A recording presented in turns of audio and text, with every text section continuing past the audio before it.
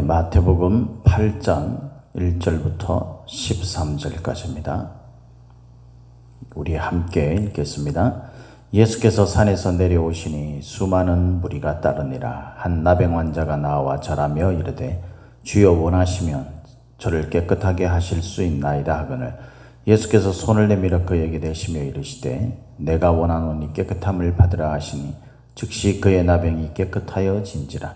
예수께서 이르시되 삼가 아무에게도 이르지 말고 다만 가서 제사장에게 네 몸을 보이고 모세가 명한 예물을 드려 그들에게 입증하라 하시니라. 예수께서 가버나움에 들어가시니 한 백부장이 나와 간구하여 이르시되 주여 내 하인이 중풍병으로 집에 누워 몹시 괴로워하나이다. 이르시되 내가 가서 고쳐주리라. 백부장이 대답하여 이르되 주여 내 집에 들어오심을 나는 감당하지 못하겠사오니 다만 말씀으로만 하옵소서. 그러면 내 하인이 낫겠사옵나이다. 나도 남의 수하에 있는 사람이요 내 아래에도 군사가 있으니 이더러 가라 하면 가고 저더러 오라 하면 오고 내 종들어 이것을 하라 하면 하나이다. 예수께서 들으시고 놀랍게 여겨 따르는 자들에게 이르시되 내가 진실로 너희에게 이르노니 이스라엘 중 아무에게서도 이만한 믿음을 보지 못하였느라.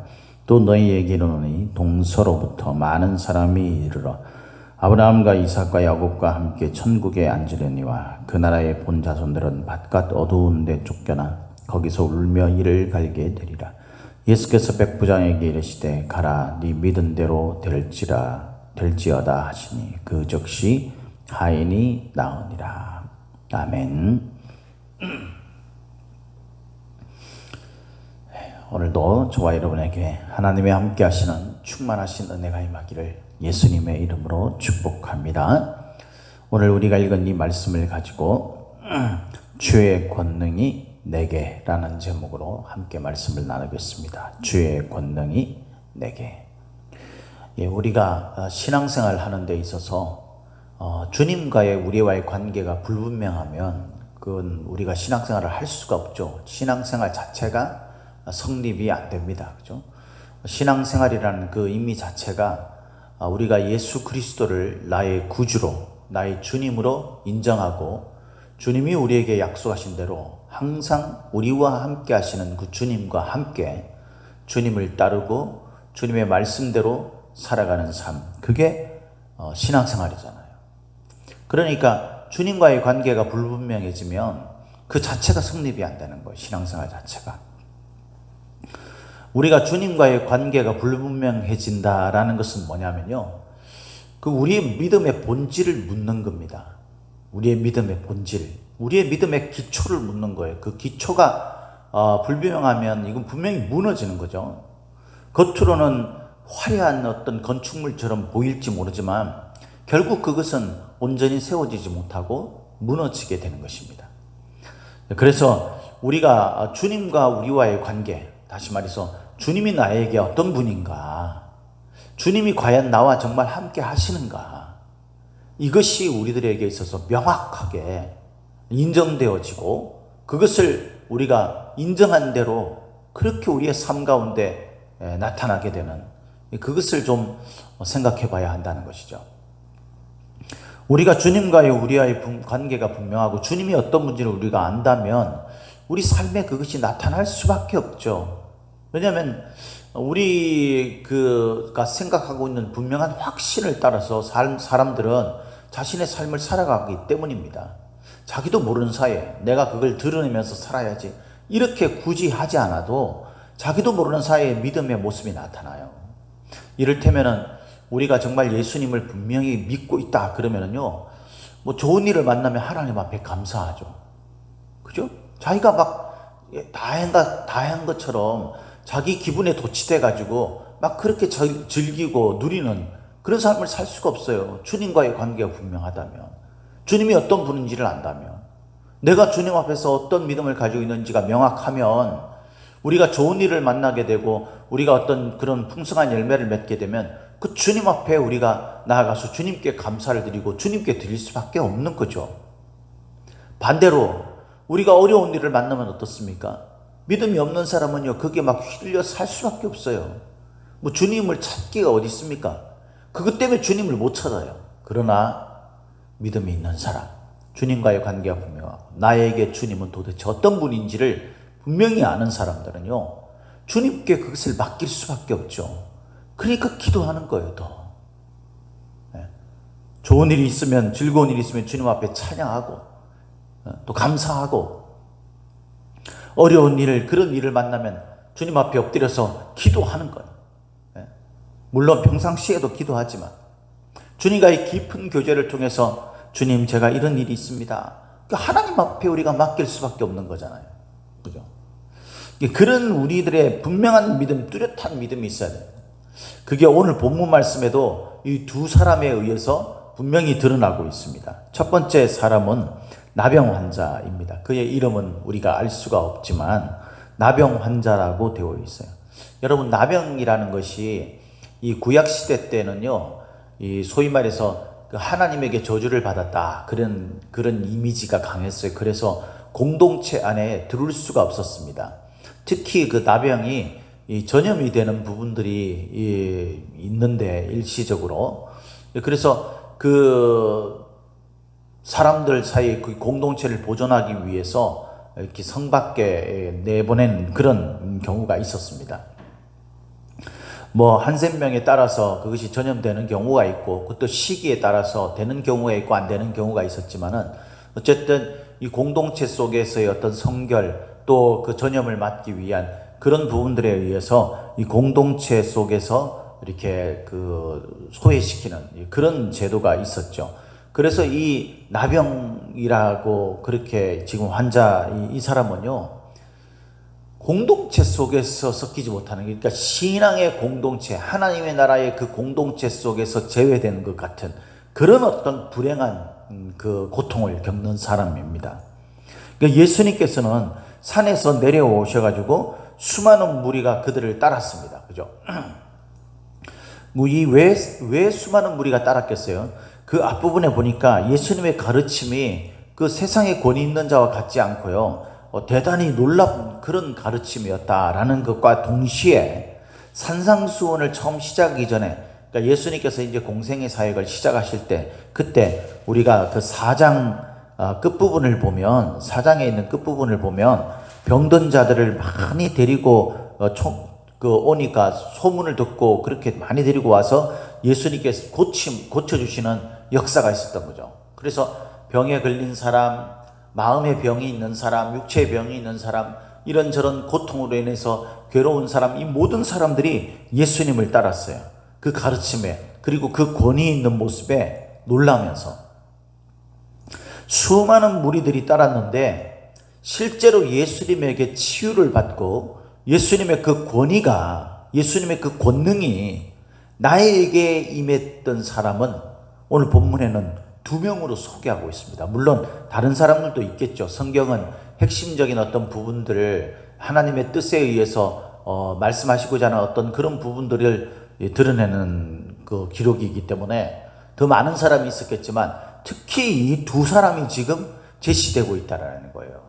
한 사람은 공동체 속에서 정말 하나님으로부터 스스로 저주받았다고 생각을 하고, 그 오랜 시간 동안 자기 몸이 살이 떨어져 나가는 그런 고통과 괴로움 속에서 사람들과 만나지도 못하고 쫓겨나 있는 그런 어떤 비참한 신세에 있는 나병 환자가 있었고, 또 한 명은 이방인이었습니다. 그죠? 이방인. 이 유대인들 사이에서는 하나님으로부터 저주받은 그 민족이라고 생각했던, 그런 혈통이라고 생각했던, 계취급했던, 위선자라고 생각했던 그런 사람, 이방인이었죠. 이 사람 취급도 안 했던 그런 사람이에요. 자신들이 뭐 로마에 의해서 침략을 당해가지고 그들의 압제를 받고 있지만은요, 자기들은 하나님의 선민이고 그들은 하나님에게 저주받을 그런 존재라는 사실, 그것을 생각하게 만드는 그런 이방인이었습니다. 그 두 사람이 의미심장하지 않습니까? 오늘 말씀해 보니까 12절에 예수님께서 그래서 이 말씀의 결론적인 부분들을 이야기하면서 뭐라고 이야기합니까? 11절 12절에 보니까 또 너희에게로니 동서로부터 많은 사람이 이르러 아브라함과 이삭과 야곱과 함께 천국에 앉으려니와 그 나라의 본 자손들은 바깥 어두운 데서 쫓겨나 거기서 울며 이를 갈게 될 것이다 그랬어요. 하나님에게 구원을 받아가지고 하나님과 함께 이 아브라함과 이삭과 야곱과 함께 천국에 앉을 사람이 유대인이라고 생각을 했는데, 근데 예수님은 뭐라고 하냐면 그런 사람들이 있겠지만 그러나 그 나라의 본자손들, 다시 말해서 유대인들은 바깥 어두운 데서 쫓겨나 거기서 울며 이를 갈게 될 것이다 라고 말씀하셨다는 거죠. 이것은 혈통이라든가 아니면은 겉으로 드러난 어떤 신앙적인 그런 어떤 여건, 그런 요인들이 결코 그들을 아브라함과 이삭과 야곱과 함께 예수님의 그 보좌, 그 곁에 앉아 천국에 앉을 그런 인물이 될 수 없다라는 거예요. 그것이 지금 우리가 예수님을 믿는다고 말하고 교회에 와서 막 예배를 드리는 것, 그래서 우리가 기독교인이라는 그런 어떤 겉모습을 가지고 있지만 그것이 실제가 되기 위해서는요, 그것이 정말 우리가 아브라함과 이삭과 야곱과 함께 천국에 앉는 그런 사람이 되기 위해서는요, 예수님이 오늘 말씀하시는 예수님의 이 사건을 우리가 분명히 마음속에 깊이 생각을 하고, 저와 여러분들이 이런 진짜 믿음이, 우리 주님의 권능이 내게 임하도록 그렇게 해야 하는 것입니다. 그러면 이들은 어떻게 이방인이었으면서 저주받은 사람이라는 말을 들을 정도로 그렇게 믿음과 동떨어진 사람처럼 보이는, 하나님의 사랑과 긍휼을 입기에는 그런 부족하다고 느껴지는 이 사람들이 어떻게 주님의 나라에서 인정을 받는 사람, 예수님의 그 권능이 자신의 것으로 되어지는 그런 은혜를 입을 수 있었습니까? 오늘 말씀해 보니까 몇 가지로 우리가 이야기할 수 있습니다. 그죠? 간단하게 말씀을 드리며, 첫 번째는 이 나병 환자가 나와 절을 했다 그랬습니다. 절. 이 절하다라는 말은요, 프로스키데오, 그래가지고 존경의 표시예요. 주님이 나의 존경의 대상이 되는가예요. 실제적인 말로만이 아니라 진짜 주님이 나의 뭔가예요. 주님이 나의 누구인가예요. 그분이 내가 뭐 그냥 쓰면 뱉고 달면 삼키고 이런 존재입니까? 주님이 나의 막 하수인처럼 부릴 만한, 그런 하찮게 여길 만한, 내가 좋으면은 그냥 그래 내가 당신 받아줄게, 내가 그냥 나쁘면은 언제 그랬냐는 듯이 주님을 멀리하고 마치 예수님이 자기 원수처럼 그렇게 우리가 신앙생활을 해서는 결코 주님의 권능이 내게 임할 수 없다라는 거예요. 주님은 저와 여러분들에게 어떤 존재이십니까?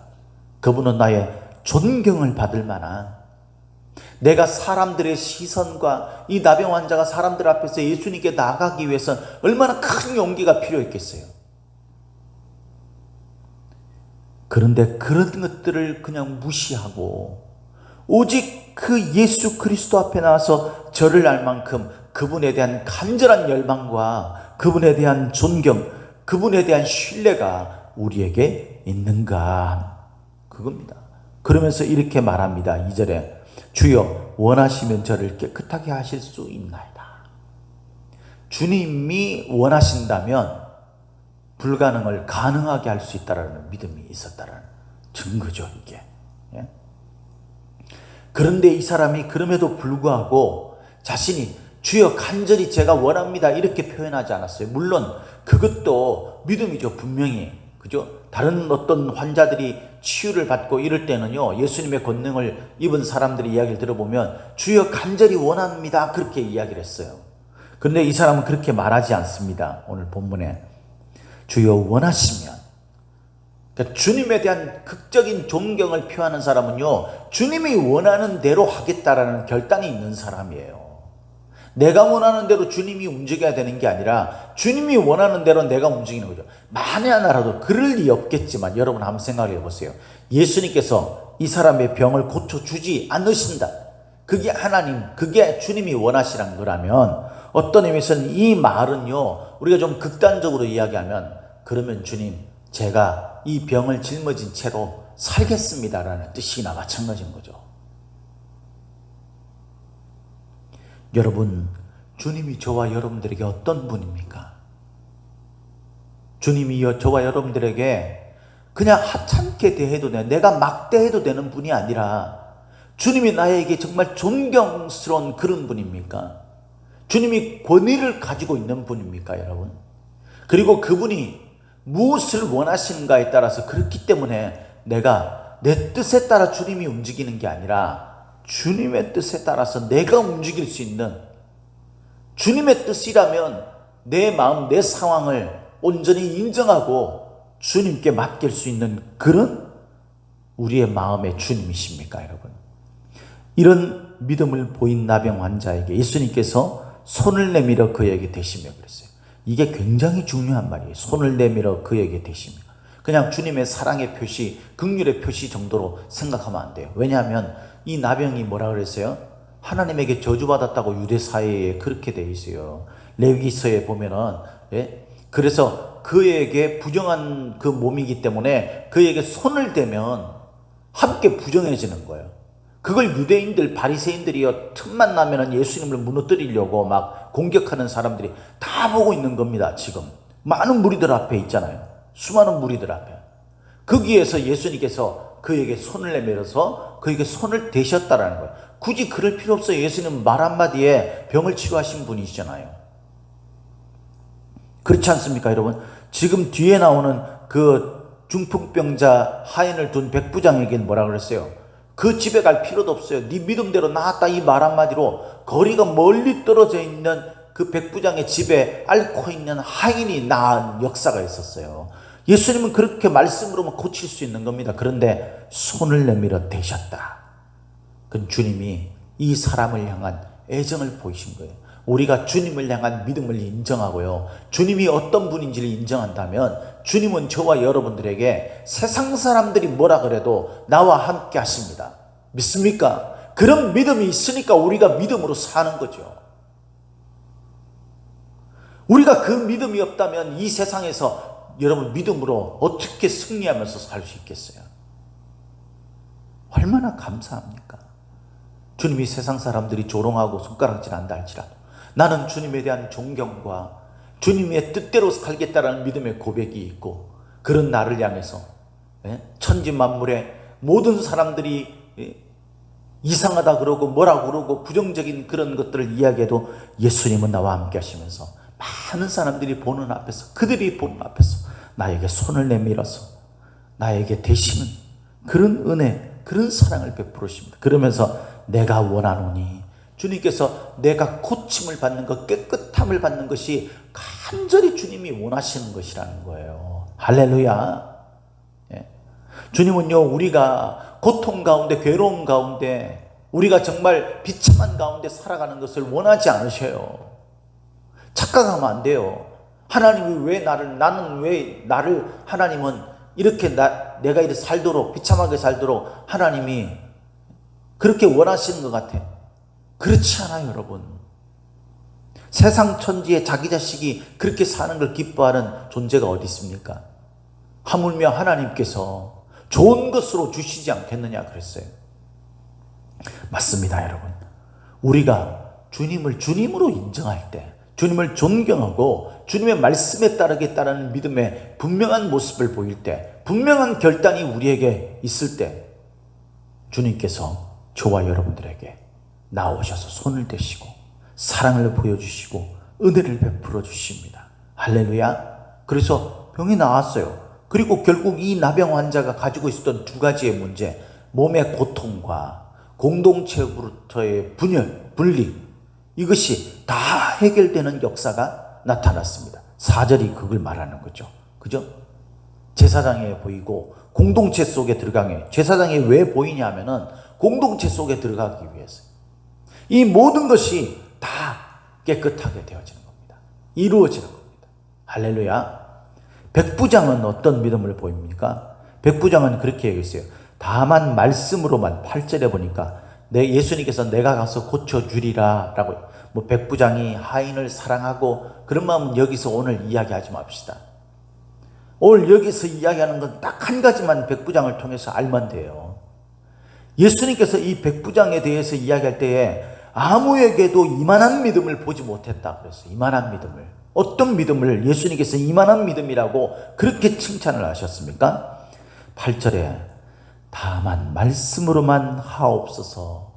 하나님이 말씀만 하시면, 예수님께서 말씀만 하시면 뭐 이렇게 저렇게 하실 필요 없습니다. 예수님께서 말씀 한마디면 하인의 병이 나을 것을 저는 믿습니다. 왜냐하면 자기가 장교로 있는데 자기의 수하에 있는 그 병사들도 내가 말 한마디 하면 이렇게 움직이고 저렇게 움직이는 거예요.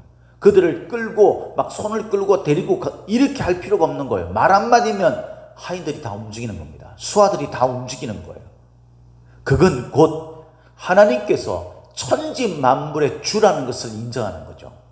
그래서 주님께서 이렇게 저렇게 몸으로 움직이실 필요 없이 말 한마디면 병도 낫고 천지 만물이 움직인다는 것을 믿는다는 거예요. 천지 만물, 질병조차도 죽음조차도 주님의 손에 달려있다라는 것을 인정하는 믿음이에요. 저와 여러분들의 삶은요, 우리에게 달려있는 게 아니에요. 주님에게 달려있습니다. 할렐루야. 주님의 권능이 어떻게 내게 임할 수 있습니까? 이 믿음을 우리가 보여야 하는 거예요. 이 믿음을 인정해야 되는 거예요. 물론 우리의 믿음은 참 부족하죠. 작죠. 그렇지만 기본적으로 여러분, 주님이 저와 여러분들에게 어떤 분입니까? 주님은 하찮게 우리가 여길 만한 분이 아니에요. 그분은 천지 만물의 주권을 가지고 계시고 말 한마디면 천지 만물이 바뀔 수 있는 권위와 권능을 가지고 계신 분이십니다. 그것을 우리가 인정할 때, 그것을 인정하고 우리의 믿음에 주님의 말씀대로 하겠습니다, 주님이 원하시는 대로 하겠습니다라는 이 믿음의 고백, 그런 결단과 그런 행동이 나타나게 되면 주님의 권능, 그 놀라우신 권능이 바로 저와 여러분들의 것이 된다는 것을 믿으시기를 예수님의 이름으로 축복합니다. 축복합니다.